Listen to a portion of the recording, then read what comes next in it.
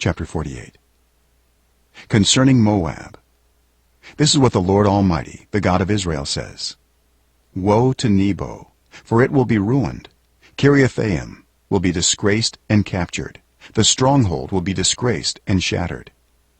Moab will be praised no more. In Heshbon, people will plot her downfall. Come, let us put an end to that nation. You, the people of madmen, will also be silenced. The sword will pursue you. Cries of anguish arise from Horonaim, cries of great havoc and destruction. Moab will be broken. Her little ones will cry out. They will go up the hill to Luhith, weeping bitterly as they go. On the road down to Horonaim, anguished cries over the destruction are heard. Flee, run for your lives. Become like a bush in the desert.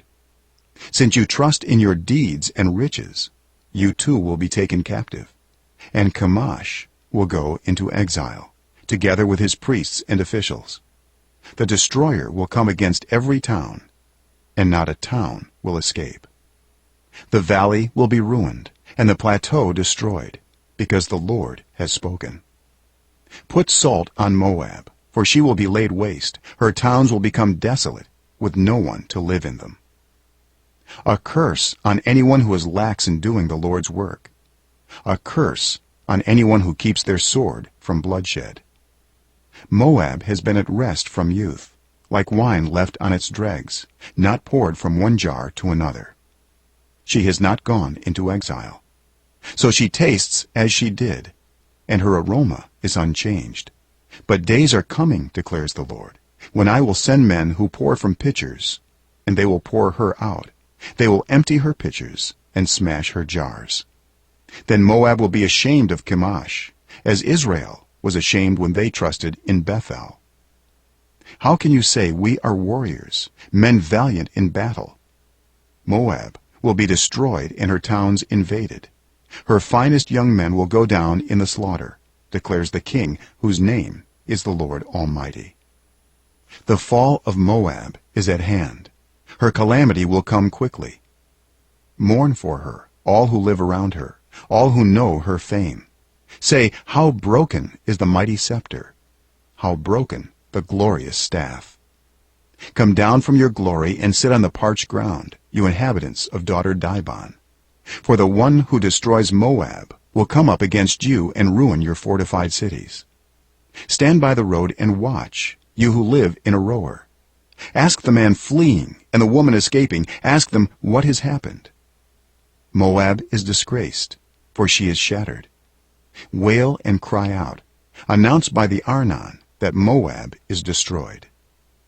Judgment has come to the plateau, to Holon, Jaza, and Mephaath, to Dibon, Nebo, and Beth-Diblathaim, to Kiriathaim, Beth-Gamul, and Beth-Meon, to Kerioth and Bozrah, to all the towns of Moab far and near.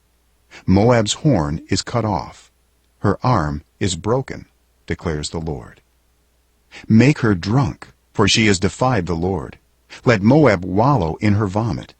Let her be an object of ridicule.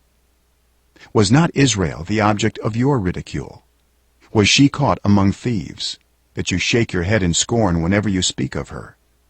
Abandon your towns and dwell among the rocks, you who live in Moab. Be like a dove that makes its nest at the mouth of a cave. We have heard of Moab's pride. How great is her arrogance, of her insolence, her pride, her conceit, and the haughtiness of her heart. I know her insolence, but it is futile, declares the Lord, and her boasts accomplish nothing. Therefore I wail over Moab. For all Moab I cry out. I moan for the people of Kir-Hareseth.